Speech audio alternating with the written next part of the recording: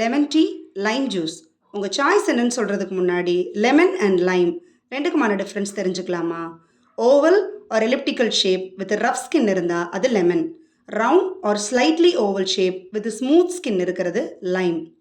Lemon ஜூஸில் mild sourness and கொஞ்சமாக sweetness இருக்கும்.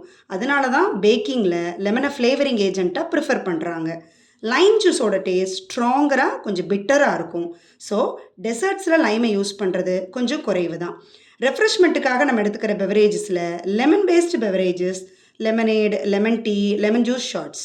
Lime based beverages, lime soda, mojito and mocktails. Citrus punch மாதிரியான சில பெவரேஜஸில் லெமன் அண்ட் லைம் ரெண்டுமே யூஸ் பண்ணுவாங்க.